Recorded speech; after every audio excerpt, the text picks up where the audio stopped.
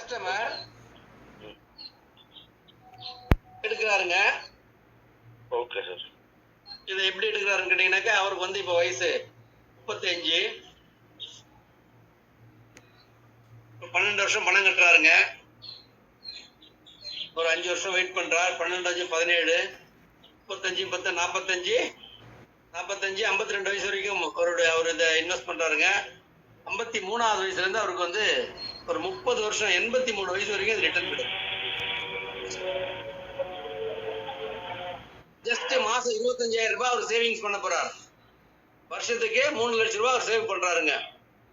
எதுக்காக? எனக்கு ஒரு ஸ்டாண்டர்டான ஒரு கேரண்டி இன்கம் வரணும், டாக்ஸ் ஃப்ரீ இன்கம்மா நான் வாங்கணும் அப்படின்னு கஸ்டமர் வந்து லைக் பண்றாருங்க. டாக்ஸ் ஃப்ரீ இன்கம்மா வாங்கணும். எஃப்ஜி பென்ஷன், ஃபார்ச்சூன், சூப்பர்ஃப்ளெக்ஸி பென்ஷன் எல்லாம் போனா கூட வரக்கூடிய ரிட்டர்ன் வந்து டாக்ஸபிள். ஆனா இந்த ஃபார்ச்சூன் கேரண்டி பிளஸ்ல வரக்கூடிய இன்கம் வந்து tax free return, 100% tax free return.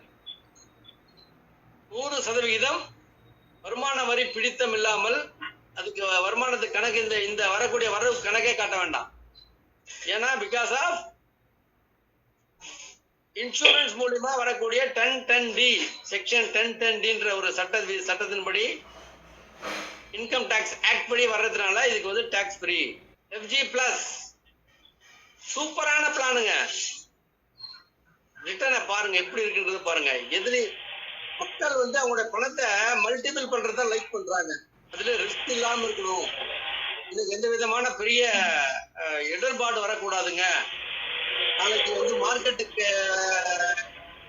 Crash ஆச்சு, வார் வந்தது, ப்ராப்ளம் வந்தது, ரிட்டர்ன் வந்து பண்ணக்கூடாது அப்படின்னு நினைக்கிறவங்க, சோ ஒரு 3 லட்சம் ரூபாய் இன்வெஸ்ட் பண்ண வைக்கிறவங்க, அவரை வருஷத்துக்கு ஒரு 25,000 ரூபாய் நீங்க சேவ் பண்ணுங்க. இன்னைக்கு நீங்க 25,000 ரூபாய் மாசத்துக்கு 25,000 ரூபாய் வீதம் வருஷத்துக்கு 3 லட்சம் ரூபாய் சேவ் பண்ணீங்கன்னா 12 வருஷம் உங்களுடைய சேமிப்பு. 12 3 36 லட்சம் ரூபாய் உங்களுடைய சேமிப்பு தொகை. உங்களுடைய தொகை எவ்வளவுங்க? 36 லட்சம் ரூபாய். 12 வருடத்துக்கு நீங்க சேவிங்ஸ் பண்றீங்க. ஒரு 5 வருஷம் வெயிட் பண்றீங்க.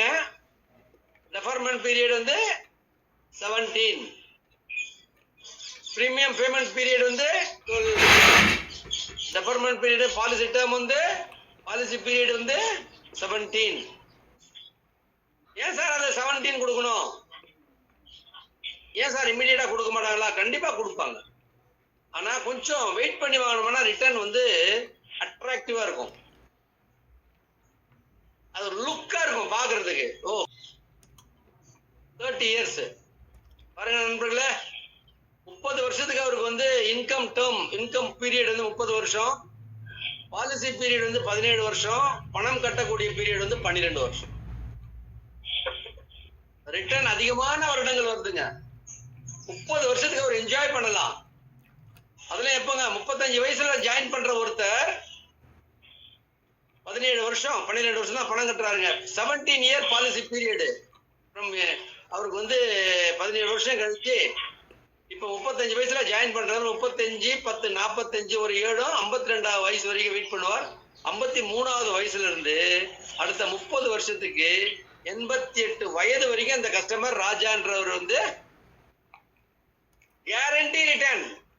எதை பத்தியும் கவலை இல்லைங்க. காத்தடிச்சாலும், மழை பெஞ்சாலும், மார்க்கெட்டு கிராஷ் ஆனாலும், கொரோனா மாதிரியான என்ன மாதிரியான ஒரு விஷயங்கள் நடந்தாலும், என்ன புரட்டி போட்டாலும், அந்த கேரண்டின்ற வார்த்தைய டாடா நிறுவனம் கீப் அப் பண்ணிடுவாங்க.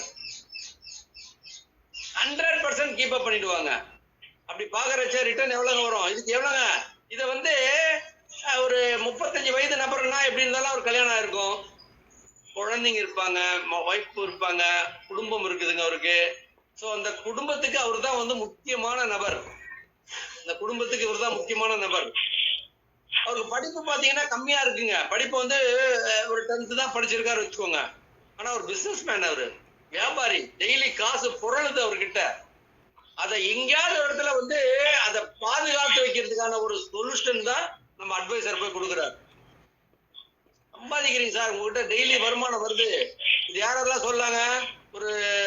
ஒரு ஸ்வீட் ஸ்டால் வச்சிருக்கிறவங்க, ஒரு பிசினஸ் பண்றவங்க, ஒரு மெடிக்கல் ஷாப் வச்சிருக்கிறவங்க, ஒரு மளிகை கடை வச்சிருக்கிறவங்க, இது மூணுத்துக்கு என்னென்ன சார் டிஃபரெண்ட்? இது மூணு வந்து இது என்னன்னு கேட்டீங்கன்னாக்கா, ஒரு போன் வாங்கிட்டுங்க, ஸ்கிராட்ச் கார்டு போடுறோம், அதுக்கப்புறம் ஒரு கவர் போடுறோம், அதை ஒரு ப்ரொடெக்ட் பண்றோம். அதுக்கு இப்பெல்லாம் செல்போன் வாங்கினா அதுக்கு இன்சூரன்ஸ் பண்ண சொல்றோம். இது மாதிரி 3 பெனிஃபிட் கொடுக்குறோம்.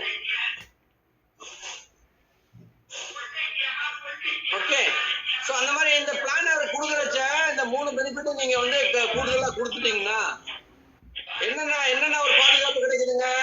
அடுத்த 17 வருஷத்துக்கு எங்க போட்டுருக்கு பாருங்க பிபிடி, 17 வருஷத்துக்கு அவருக்கு இந்த பாதுகாப்பு கிடைக்குது. என்னென்ன பாதுகாப்புங்க? Benefit protection rider. அவருக்கு கிடைக்கக்கூடிய அந்த பெனிஃபிட்டை ப்ரொடெக்ட் பண்ணிடுறோம்.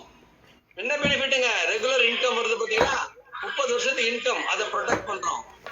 ரெண்டாவது, அவர் இந்த 17 வருஷத்துல ஒரு விபத்தின் மூலியமா ஏதாவது இழப்பு ஏற்படுமானால் அவருக்கு ஒரு டெத், ஆக்சிடென்டல் டெத் பெனிஃபிட் தர்றோம்.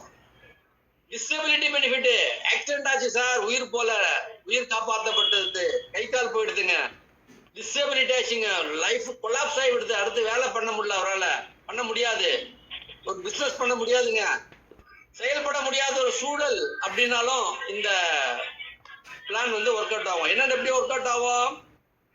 சோ பெனிஃபிட் ப்ரொடெக்ஷன் ரைடர் போட்டிருக்கிறதுனால இன்கேஸ் 17 வருஷத்துக்குள்ள ஒரு இயற்கை மரணம் ஏற்பட்டு விட்டால் அவருக்கு, அவங்க ஃபேமிலிக்கு என்ன காரணத்துக்காக போடுறாருங்க? அடுத்த 30 வருஷத்துக்கு என் குடும்பம் நல்லா இருக்கணுன்றதுக்காக போடுறாரு இல்லைங்களா? அப்போ அதே அந்த நல்லா இருக்கணும் நோக்கத்துல போடுறாரு பாத்தீங்களா, அந்த பெனிஃபிட் பாதுகாக்கப்படுது. அவருக்கு என்ன பெனிஃபிட் கொடுக்கணும்னு நினைக்கிறோமோ அது பாதுகாக்கப்படுறது தான் பெனிஃபிட் ப்ரொடெக்ஷன் ரைடர். அவர் இறந்துட்டாருன்னா அவருக்கு சம் அஷூர்ட், அந்த இந்த 3 லட்சம் ரூபாய் பிரீமியம் இந்த 12 வருஷத்துல கட்டுற 3 லட்சம் ரூபாய் 12 வருஷத்துல நடந்துட்டால் அந்த மாதிரி ஒரு இறப்பு, இந்த பிரீமியம் கட்டுறது வேவர் ஆயிடுங்க, கட்ட தேவையில்ல. அதுக்குரிய அவருக்கு சம் அஷூர்ட், அந்த சம் அஷூர்ட்ன்றது எவ்வளவுங்க டெத் பெனிஃபிட்? அவருடைய சம் அஷூர்ட் 36 லட்சம் ரூபாய் சம் அஷூர்ட். அந்த 36 லட்சம் ரூபாய் சம் அஷூர்ட் ஃபேமிலிக்கு டெத் பெனிஃபிட்டா கொடுத்துருவாங்க. பிளஸ் அவருக்கு அந்த ரிட்டர்ன் வந்து கேரண்டீடா அந்த 17 வருஷம் பொறுத்து ரெகுலரா கிடைக்கும். ஓகே சார், ஒரு அந்த இறப்பு என்பது விபத்துல நடந்து போச்சுங்க அப்படின்னு என்ன நடக்கும்? பிரீமியம் வேவர் ஆயிடும். அந்த விபத்து பெனிஃபிட் 35 லட்சம் ரூபாய் 36 லட்சம் ரூபாய் பிளஸ் டெத் பெனிஃபிட் 36 லட்சம் ரூபாய் 72 லட்சம் ரூபாய் கிடைக்கும். அவர் கட்டினது எவ்வளவு கட்டிருப்பாருங்க? ஒரு 5 வருஷம் தான் கட்டிருக்கலாம், அல்லது 2 வருஷம் கட்டிருக்கலாம், அல்லது 10 வருஷம் கட்டிருக்கலாம், அல்லது 1 வருஷம் கூட கட்டிட்டு அந்த மாதிரி ஒரு எதிர்பாராத அசம்பாவித சூழல் உருவாகிருக்கலாம். அது மாதிரி நடந்தாலும் அந்த குடும்பத்துக்கு ஒரு ப்ரொடெக்ட் பண்ணக்கூடிய ஒரு பெனிஃபிட் கிடைக்கும். ஓகே, என்னங்க பிரீமியம் எவ்வளவு வந்ததுங்க? 3 லட்சம் ரூபாய் பிரீமியம், 32,823 ரூபாய் ரைடர் பெனிஃபிட். சிம்பிளான விஷயங்க. இவர் எவ்வளவு கட்டுறாரு? 36 லட்சம் ரூபாய் 12 வருஷத்துக்கு கட்டியிருப்பார். ஆனா இந்த பிளான் மூலமா அவருக்கு ஒட்டு மொத்தமா கிடைக்கிற லாபம் எவ்வளவு தெரியுங்களா? 1,72,41,372 ரூபாய். அதை எப்படி தருவாங்க? ஒரே கையில மொத்தமா கொடுத்துருவாங்களா சார்னா? கிடையாதுங்க. அது கொட்டேஷன் பிடிஎஃப் எடுக்கிறாரு பாருங்க.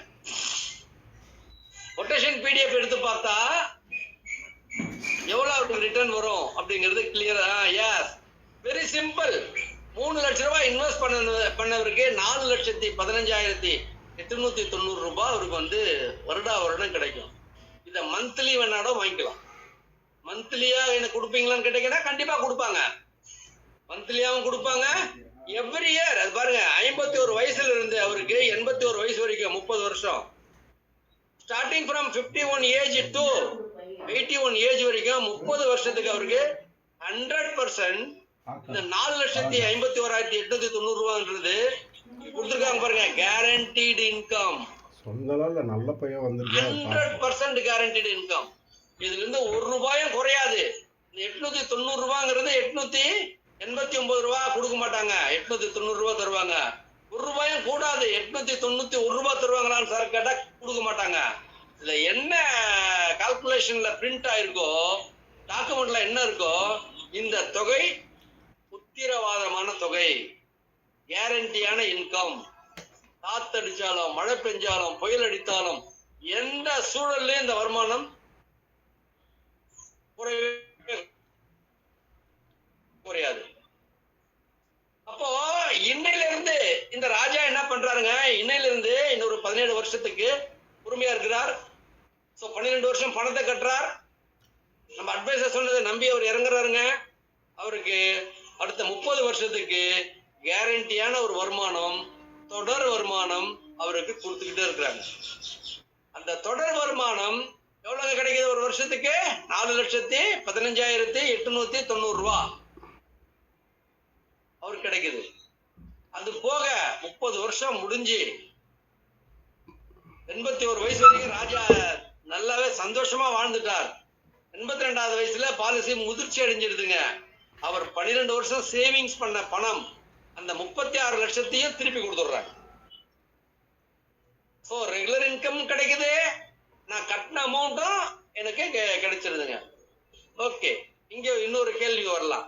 சார் 80 வயசுக்கு முன்னாடி ராஜா இறந்துட்டாருன்னா அவருக்கு வர வேண்டிய பணம் வருமா வராதா? டவுட் வரலாங்க. ராஜா இருக்கிற வரைக்கும் அந்த 4,15,000 எவ்வளவுமா? 51,000மா? 4,51,890 ரூபாய் அவருக்கு வந்து எவ்ரி இயர் கொடுப்பாங்க. சப்போஸ் ராஜா ஒரு 60லயோ 65லயோ 70லயோ எப்ப இறந்துட்டாலும் பேலன்ஸ் அமௌண்ட் குடும்பத்துக்கு அப்படியே கண்டினியூ ஆகும். ஓகே.